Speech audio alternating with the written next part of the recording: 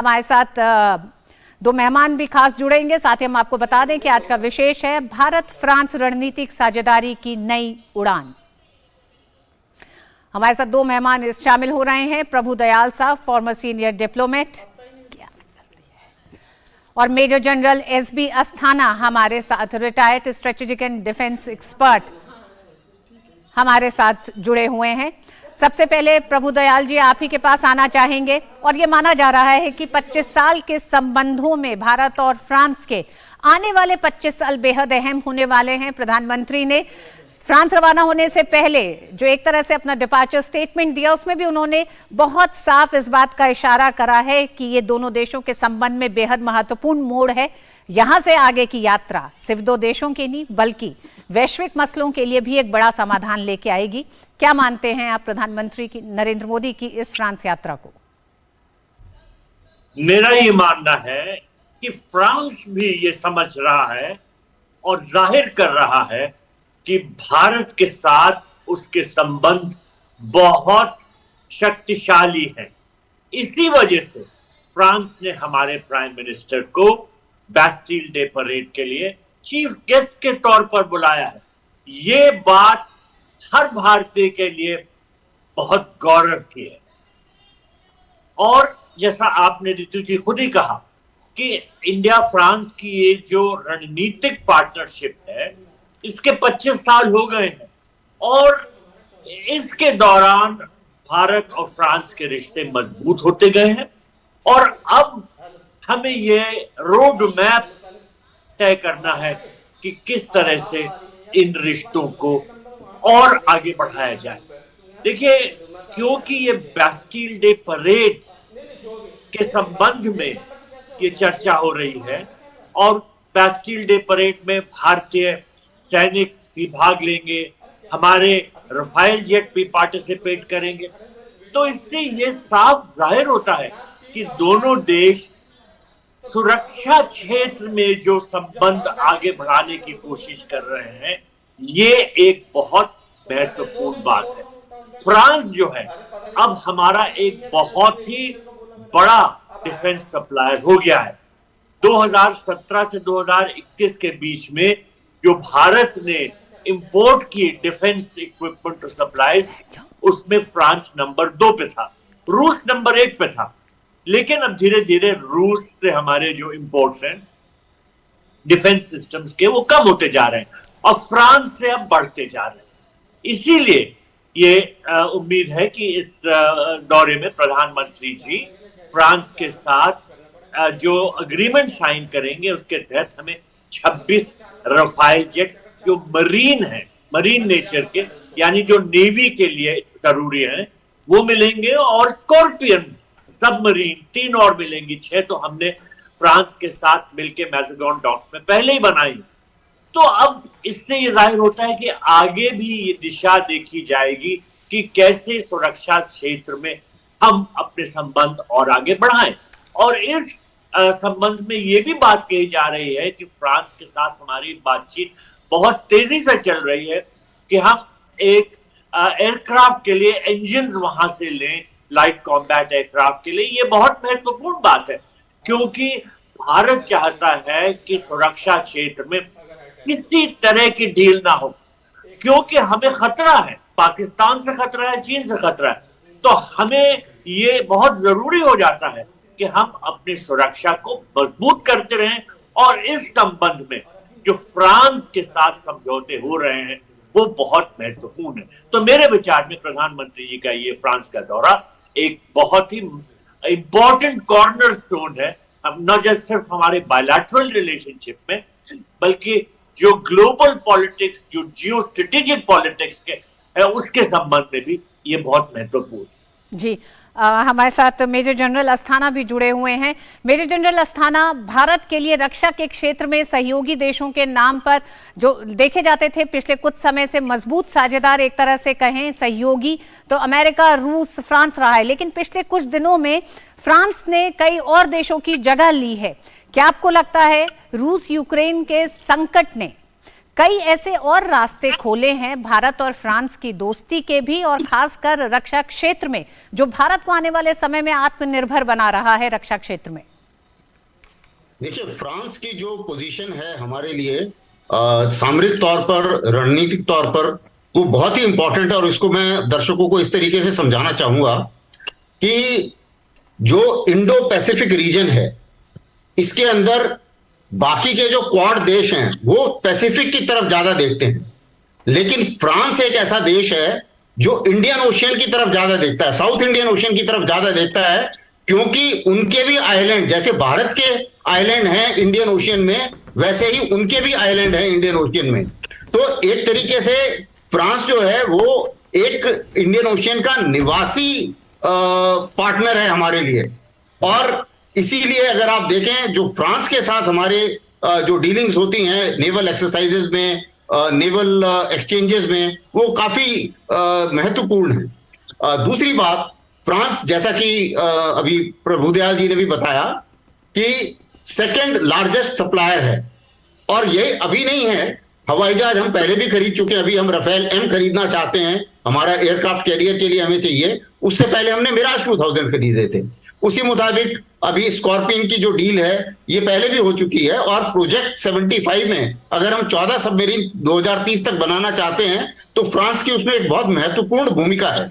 उसी मुताबिक हेलीकॉप्टर के लिए जेट इंजन की भी हम अभी चाह रहे हैं कि हमें मिले, तो उसमें भी फ्रांस से काफी बातचीत होने की उम्मीद है।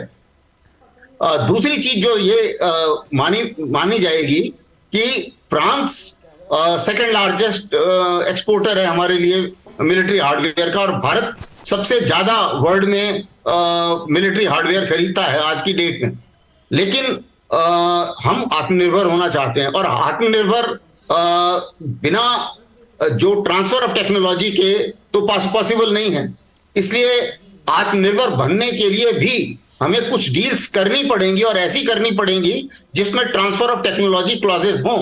और पहले वेस्टर्न देश ट्रांसफर ऑफ टेक्नोलॉजी के लिए थोड़ा हेजिटेट करते थे, थोड़ा सा रुकते थे, और उसी कारण से रूस ने उस समय ट्रांसफर ऑफ टेक्नोलॉजी ज्यादा करी, तो रूस के ऊपर हमारी डिपेंडेंसी ज्यादा बढ़ गई। अब हम ये भी चाहते हैं कि हमारी डिपेंडेंसी जो है वो डाइवर्सिफाई हो जाए, हर जगह हम किसी एक देश के ऊपर बहुत ज्यादा निर्भर ना हो, ताकि लड़ाई के दौरान या मुसीबत के दौरान ऐसा ना हो कि हमें एक ही के ऊपर डिपेंड करना पड़े।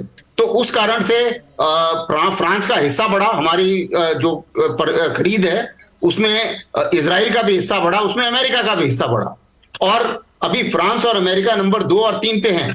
तो इस चीज को मद्देनजर रखते हुए फ्रांस के साथ जो हमारे ताल्लुकात हैं, और मिलिट्री लेवल पर भी मैं बताना चाहूंगा कि एक international Indian ocean naval symposium हुआ करता है, ये हर साल होता है, इसमें भी डिस्कशंस होते हैं।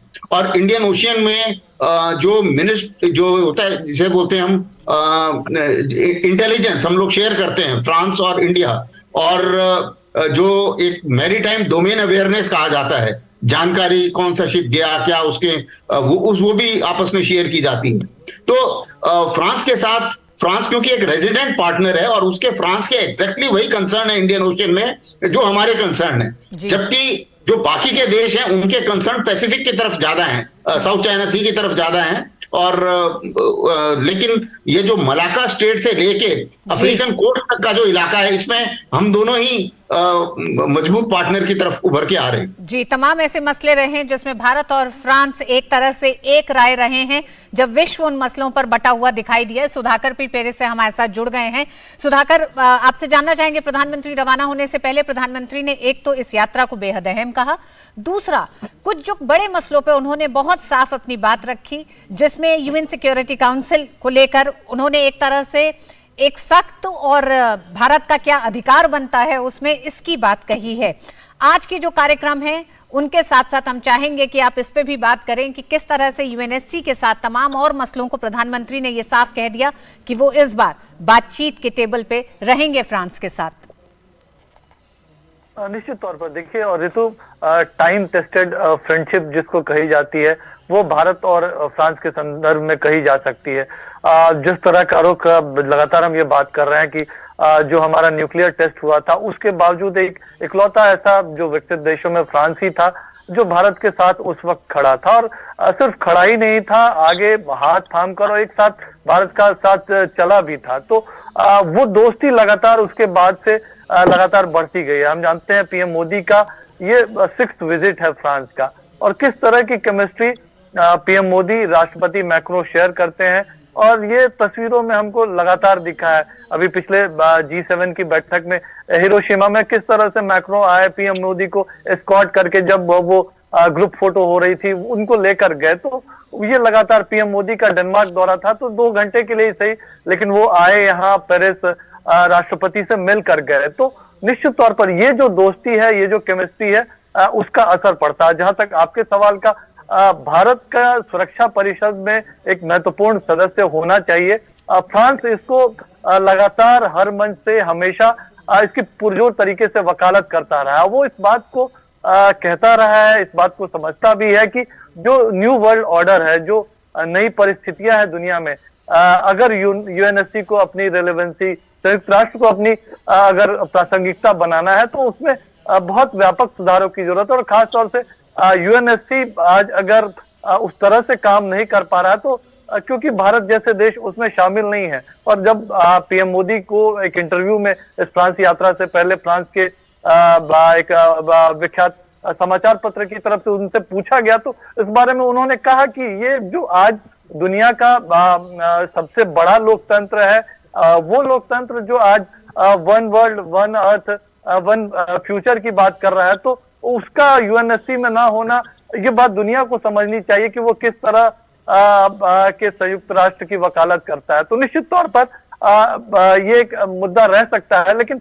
उससे भी अहम दोनों देशों की दोस्ती के जो तमाम आयाम है, वो अगले नेक्स्ट 25 ईयर्स तक, पीएम मोदी ने ये कहा कि अगले 25 वर्षों में इस दोस्ती की यात्रा कैसी रहने वाली है, उसका रोड मैप कैसे रहने वाला है, उसकी चर्चा होगी। और उसकी चर्चा होगी तो निश्चित तौर पर आज न्यू एज टेक्नोलॉजी की बात होती है, आर्टिफिशियल इंटेलिजेंस की बात होती है, क्वांटम टेक्नोलॉजी की बात होती है। तो ये तमाम ऐसे क्षेत्र हैं, साइबर की जो चुनौतियां हैं, काउंटर टेररिज्म की जो चुनौतियां हैं, लेकिन निश्चित तौर पर जो क्षेत्रीय अंतर्राष्ट्रीय परिस्थितियां हैं, उस पर जिस तरह की साझेदारी दोनों देश करते हैं, आपको याद होगा COP21। जी सुधाकर, हम अपने दर्शकों को बता दें कि प्रधानमंत्री Narendra Modi president of senate mister Gerard Larcher से मुलाकात कर रहे हैं। वो ये मुलाकात करने के लिए फ्रांस की संसद पहुंचे हैं। फ्रांस की संसद, नेशनल असेंबली और सेनेट, एक तरह से 2 सदन है, जिस तरह से हम भारत के संसद में देखते हैं लोकसभा और राज्यसभा। इस तरह से राज्यसभा का स्तर सेनेट का रहता है। सुधाकर हमारे साथ जुड़े हुए हैं। सुधाकर, सेनेट के प्रेसिडेंट मिस्टर गेरार्ड लार्चर से उन्होंने मुलाकात की, और इसके बाद एक तरह से प्रधानमंत्री के साथ जो प्रतिनिधिमंडल है पूरा, उनसे मुलाकात हो रही है मिस्टर गेरार्ड की। चाहेंगे आप इस पे और इन तस्वीरों पे और कुछ बातों को साझा करें? जी बिल्कुल, आपने ऋतु सही कहा। अपर हाउस है, यहाँ अपर हाउस को सेनेट कहते हैं।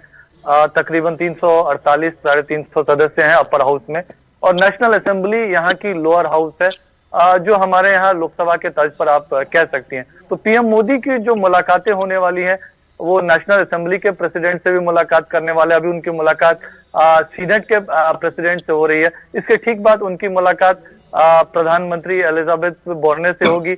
हम जानते हैं कि उन्होंने ही पीएम मोदी को आज एयरपोर्ट पर रिसीव किया था। तो एक बहुत वार्म वेलकम हर तरफ से, सीनेट हो, नेशनल असेंबली हो, यहाँ की सरकार हो, यहाँ की बिजनेस कम्युनिटी है, सबकी तरफ से एक बहुत भावपूर्ण एक स्वागत पीएम मोदी का यहाँ किया जा रहा है। और निश्चित तौर पर बीते 9 वर्षों में जो भारत की जो विकास यात्रा रही है, खासतौर से पीएम मोदी के नेतृत्व में, ना सिर्फ भारत आज एक दुनिया के लिए सॉल्यूशन प्रोवाइडर के तौर पर खड़ा हुआ है, बल्कि एक ट्रस्टेड पार्टनर फ्रांस के लिए जिस तरह से बना है, हर मोर्चे पर। मैं पेरिस समझौते की इसलिए भी बात कर रहा था, आपको याद होगा कि COP21 में अमेरिका के एक तरफ से हाथ खींचने की वजह से किस तरह की परिस्थितियां पैदा हुई थी, और उस वक्त भारत ने कहा था कि वो यहाँ से जो समझौते की चीजें हैं उसको आगे बढ़ाने की वो कोशिश करेगा। और भारत सबसे बड़ा ऐसा एक अकेला मुल्क था जिसने लेटर एंड स्पिरिट में उन तमाम वायदों को पूरा किया फ्रांस के साथ मिलकर।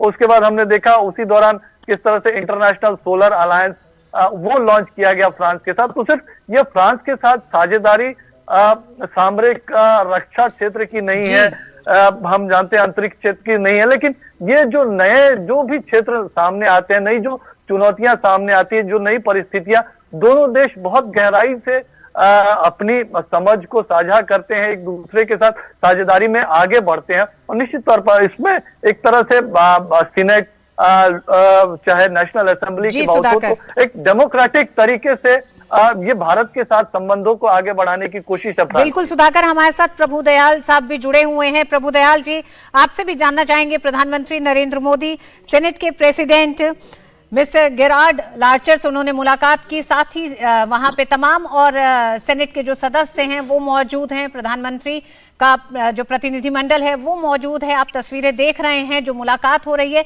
किस तरह से आप दोनों देशों के संबंधों को एक नई रफ्तार, एक नई गति, एक तरह से नया अध्याय भारत फ्रांस के बीच आप देखते हैं इन तमाम मुलाकातों के साथ भी? देखिए, मैं ये देख रहा हूं कि कितनी गर्मजोशी से प्रधानमंत्री का इस्तकबाल किया जा रहा है। और ये सिर्फ फ्रांस में ही नहीं, जहां भी हमारे प्रधानमंत्री जाते हैं वहां उनका बहुत गर्मजोशी से वेलकम किया जाता है, क्योंकि प्रधानमंत्री खुद अपनी तरफ से वार्म दिखाते हैं, उत्साह दिखाते हैं।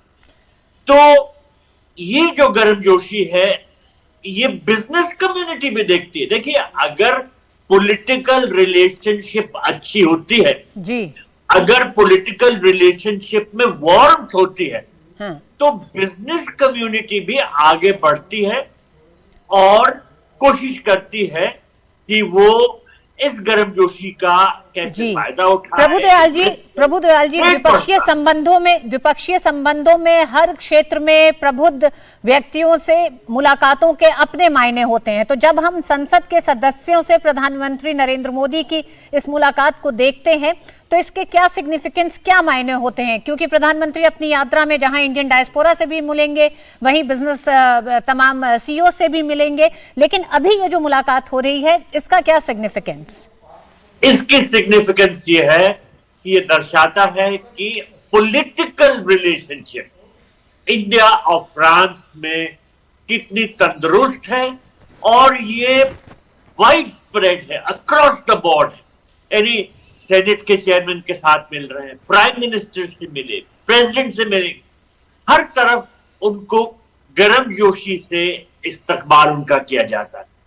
तो पॉलिटिकल रिलेशनशिप कितनी तंदुरुस्त है भारत और फ्रांस की, जी, ये दर्शाते हैं। प्रभुदयाल जी, एक बार हम अपने दर्शकों को, आप अपनी बात पूरी करिएगा, उससे पहले हम अपने दर्शकों को ये बता दें कि प्रधानमंत्री नरेंद्र मोदी और मिस्टर गेरार्ड लार्चर, जो कि सेनेट के प्रेसिडेंट हैं, उन दोनों के बीच की ये मुलाकात के ये दृश्य आप देख रहे हैं। जी प्रभु जी, मैं ये कह रहा था कि जब पॉलिटिकल रिलेशनशिप में इतनी गर्मजोशी होती है तो सब सेक्टर में आप बढ़ावा देखने को आता है। अब ट्रेड, फाइनेंस, इकोनॉमी की बात कीजिए, जब बिजनेसमैन देखते हैं कि इन दो कंट्रीज में अच्छे रिश्ते हैं तो वो भी आगे बढ़ते हैं।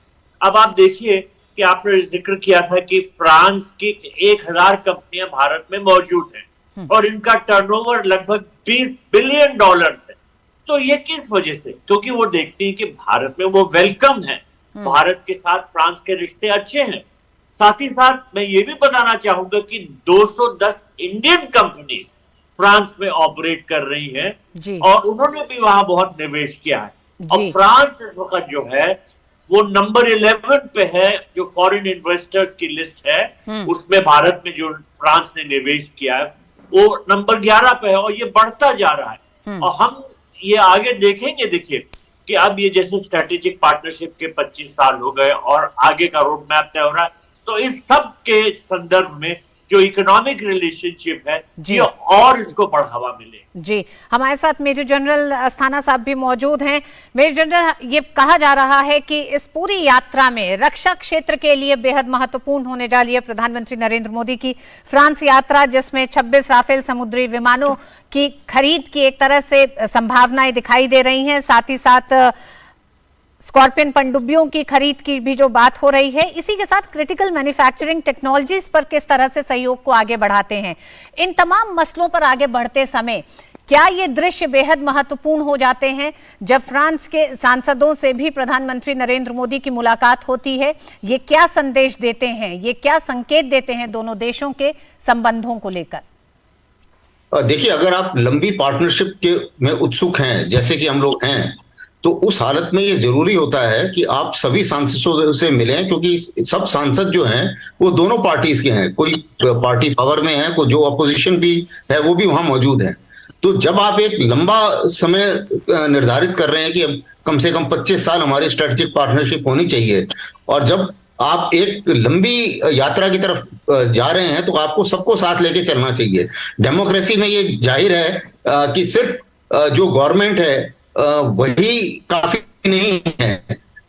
अगर आप सबके साथ मुलाकात करते हैं, सबके साथ आपके संबंध अच्छे हैं, तो राजनीतिक तौर पर भी चाहे गवर्नमेंट चेंज हो रहे, अपोजिशन पार्टी में आए, आपके संबंधों पे फर्क नहीं पड़ेगा।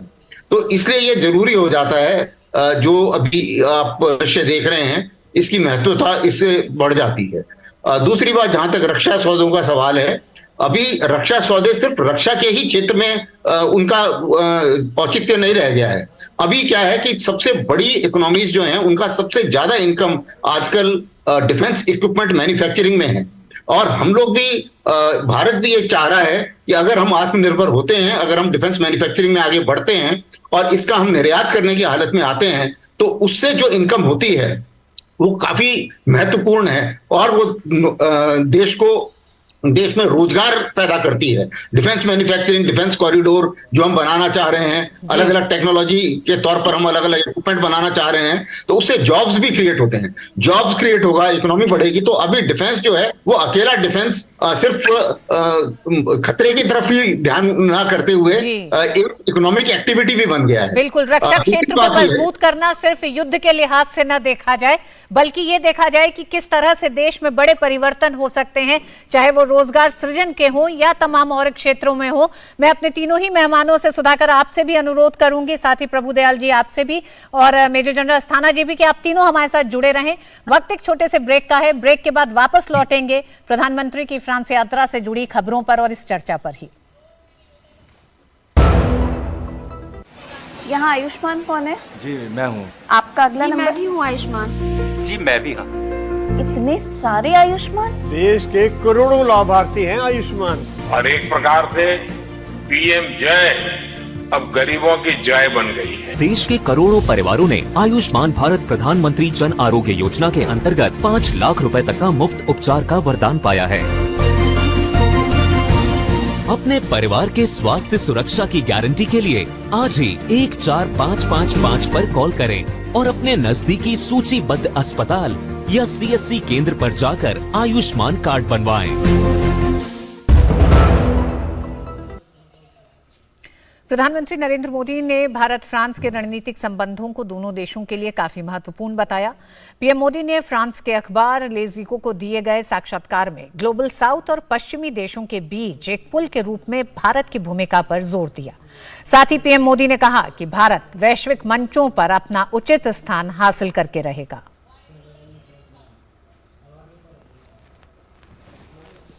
प्रधानमंत्री नरेंद्र मोदी ने अपनी फ्रांस यात्रा को लेकर फ्रांस के अखबार लेज इको को साक्षात्कार दिया। साक्षात्कार में पीएम मोदी ने भारत फ्रांस रणनीतिक साझेदारी के 25 साल पूरे होने पर बात की।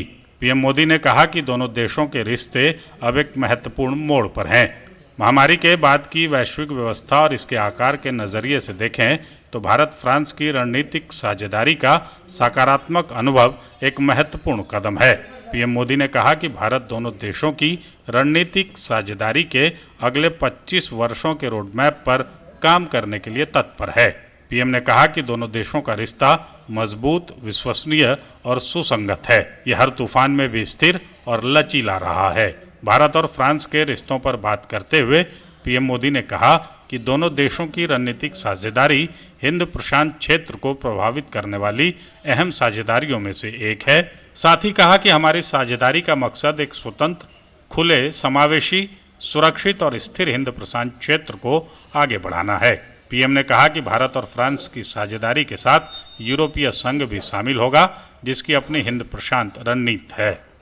अपने साक्षात्कार में प्रधानमंत्री मोदी ने भारत को ग्लोबल साउथ का मजबूत कंधा बताया। उन्होंने कहा कि ग्लोबल साउथ को अगर ऊंची छलांग लगानी है तो भारत उसे आगे बढ़ाने के लिए मजबूत कंधा हो सकता है। ग्लोबल साउथ के लिए भारत ग्लोबल नॉर्थ के साथ एक सेतु का काम कर सकता है।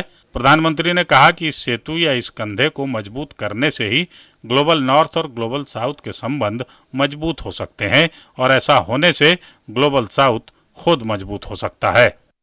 प्रधानमंत्री मोदी ने भारत की संयुक्त राष्ट्र सुरक्षा परिषद में स्थायी सदस्यता की वकालत भी की। उन्होंने कहा कि संयुक्त राष्ट्र सुरक्षा परिषद दुनिया की बात करने का दावा कैसे कर सकता है जब दुनिया का सबसे ज्यादा आबादी वाला देश ही इसका स्थायी सदस्य नहीं है। प्रधानमंत्री ने भारत की अर्थव्यवस्था को लेकर साक्षात्कार में कहा कि 2047 में भारत की स्वतंत्रता के 100 साल पूरे होने पर इसे एक विकसित अर्थव्यवस्था में बदलना है। इस मकसद से 2014 से ही प्रमुख आर्थिक सुधारों की शुरुआत की। उन्होंने कहा कि भारत अब दुनिया की 5वीं सबसे बड़ी अर्थव्यवस्था है और जल्द ही तीसरी सबसे बड़ी अर्थव्यवस्था बनने की राह पर है। अमेरिका से मजबूत हो रहे रिश्ते पर पूछे गए सवाल पर पीएम मोदी ने कहा कि पिछले 9 सालों में भारत और अमेरिका के रिश्ते नए स्तर पर पहुंचे हैं। साथ ही उन्होंने कहा कि अंतर्राष्ट्रीय व्यवस्था के लिए बढ़ती चुनौतियों के बीच हमारी साझेदारी तात्कालिकता और उद्देश्य की भावना से आगे बढ़ रही है। पीएम ने स्वतंत्र, खुले, समावेशी और संतुलित हिंद प्रशांत क्षेत्र को भारत और अमेरिका का साझा लक्ष्य बताया। पीएम मोदी ने साक्षात्कार के दौरान भारत की सॉफ्ट पावर का भी जिक्र किया। उन्होंने कहा कि भारत के सिनेमा और संगीत की वैश्विक पहुंच, आयुर्वेद चिकित्सा के लिए नई पहलों और योग की दुनिया भर में सफलता भारत की सॉफ्ट पावर को दिखाता है। भारत के दुनिया की सबसे ज्यादा आबादी वाला देश बनने पर पूछे गए सवाल पर पीएम मोदी ने कहा कि आज भारत दुनिया का सबसे युवा देश है और हमारे युवा भारत की सबसे मजबूत संपत्ति हैं। साथ ही उन्होंने कहा कि ऐसे समय में जब दुनिया के कई देश बूढ़े हो रहे हैं और उनकी आबादी कम हो रही है, तो भारत का युवा और कुशल कार्यबल आने वाले दशकों में दुनिया के लिए एक संपत्ति होंगे। Bureau report, DD news. हमारे साथ 3 मेहमान जुड़े हुए हैं। सुधाकर हमारे साथ, साथी संवाददाता पेरिस से जुड़े हुए हैं। हमारे साथ प्रभुदयाल साहब जुड़े हुए हैं। साथ ही साथ हमारे साथ मेजर जनरल अस्थाना भी जुड़े हुए हैं। एक बार फिर आप ही का रुख करेंगे। प्रभुदयाल जी, 2 बातें बहुत साफ प्रधानमंत्री ने फ्रांस यात्रा से पहले कही, वो इसलिए भी अहम हो जाती हैं कि फ्रांस उन विकसित देशों के साथ खड़ा भी दिखाई देता है और उस गुट में भी है। जिस यात्रा पर जाने से पहले अगर प्रधानमंत्री ये कहते हैं कि पश्चिमी देशों और ग्लोबल साउथ के बीच का सेतु भारत है, तो संकेत साफ है, फ्रांस इस पर सहमत है। अन्य देशों को सोचने की जरूरत है, उस लीडरशिप को स्वीकारने की जरूरत है। देखिए, प्रधानमंत्री तो बराबर ये कहते आए हैं, वसुधैव कुटुंबकम, पूरी दुनिया एक है। और वो ये भी दोहराते आए हैं कि 1 वर्ल्ड 1 फ्यूचर। अगर हम एक होकर रहे तभी उसी में खुशी है।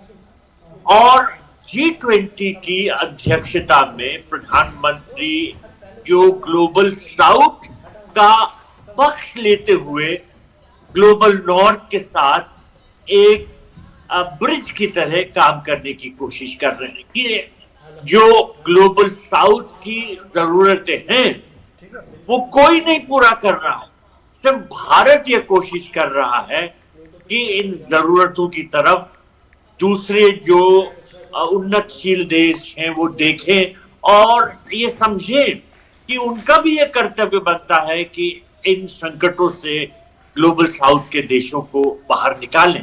जी, प्रधानमंत्री ने देखिए, आपको याद होगा जब कोविड की महामारी आई तो प्रधानमंत्री ने 150 देशों से ज्यादा को कोविड से रिलेटेड वैक्सीन और दवाइयां दी और जी। वैक्सीन मैत्री अपनाई। तो जी। हर तरह से प्रधानमंत्री तो ये जाहिर करते हैं कि वो उन देशों की भलाई के लिए कोई कसर नहीं छोड़ेंगे जिनको ये सहायता चाहिए होती है। और G20 के संदर्भ में फिर से कहूंगा कि प्रधानमंत्री का यही फोकस रहा है कि किस तरह से जो एनर्जी सिक्योरिटी, फूड सिक्योरिटी, हर तरह की जो बड़ी बड़े मुश्किलातों से G20 के जो देश और जी हाँ, उस मंच से भी तमाम उन मसलों को लगातार आवाज दे रहा है भारत। मेजर जनरल अस्थाना भी हमारे साथ है। मेजर जनरल साहब, बहुत संक्षेप में ही जानना चाहूंगी, संयुक्त राष्ट्र सुरक्षा परिषद के लिए प्रधानमंत्री और संयुक्त राष्ट्र सुधार के लिए 2014 से ही लगातार तमाम मंचों पे कहते रहे हैं, लेकिन इस यात्रा से पहले फ्रांस एक वीटो देश है, फ्रांस की यात्रा से पहले उन्होंने बहुत साफ ये कहा कि दुनिया सबसे ज्यादा आबादी वाले देश को, भारत को अब नजरअंदाज नहीं कर सकता। तो फ्रांस के साथ, फ्रांस के सहयोग के साथ इस बात के कहने के क्या मायने? बिल्कुल, फ्रांस एक P5 मेंबर है और P5 का सपोर्ट जरूरी है इसके लिए। UNSC का जहां तक सवाल है, अगर आप देखें, इसमें कोई शक नहीं है कि अगर UNSC रिफॉर्म नहीं होता तो UN जो है उसकी कोई औचित्य नहीं रह जाएगा। और अभी जब तक भारत जैसा देश, जो कि जैसा सबसे बड़ा पॉपुलेटेड देश है और 5वीं इकोनॉमी है, तीसरी बनने वाला है, तो जब तक वो शामिल नहीं होगा तो उसका जो रिप्रेजेंटेशन है वो नहीं है, सभी कॉन्टिनेंट का रिप्रेजेंटेशन नहीं है UNSC में। और उसी मुताबिक जो भारत ग्लोबल साउथ की जो बात कर रहा है, इनका कोई रिप्रेजेंटेशन नहीं है, अफ्रीका का नहीं है, साउथ अमेरिका का कोई रिप्रेजेंटेशन नहीं है और साउथ एशिया का भी कोई रिप्रेजेंटेशन नहीं है। तो इन सब चीजों को मद्देनजर रखते हुए ये जाहिर है कि बहुत ही जरूरी है कि UNSC का सुधार हो। और ये सुधार के लिए सभी P5 मेंबर्स की राय जरूरी होती है, उनकी ओके जरूरी होती है, क्योंकि ये UN के चार्टर में दिया हुआ है।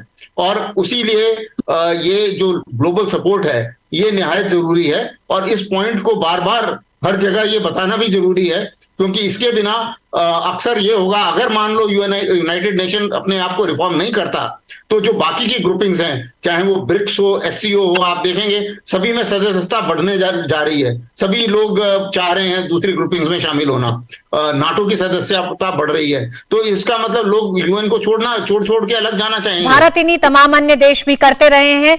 प्रतिनिधित्व चाहिए, साथ ही साथ हिस्सेदारी भी चाहिए इस मंच पर। तमाम उन देशों को, ग्लोबल साउथ की बात प्रधानमंत्री लगातार कर रहे हैं, उसके नेतृत्व की बात कर रहे हैं। सुधाकर, आपसे भी इस पूरी यात्रा को लेकर आगे भी जानकारी लेते रहेंगे। अभी तक के लिए बहुत बहुत धन्यवाद। प्रभुदयाल जी आपका भी, अस्थाना साहब आपका भी, सुधाकर आपका भी बहुत बहुत धन्यवाद।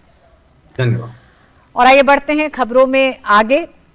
देखेंगे बिहार में बीजेपी के जुलूस पर लाठीचार्ज से मचा घमासान।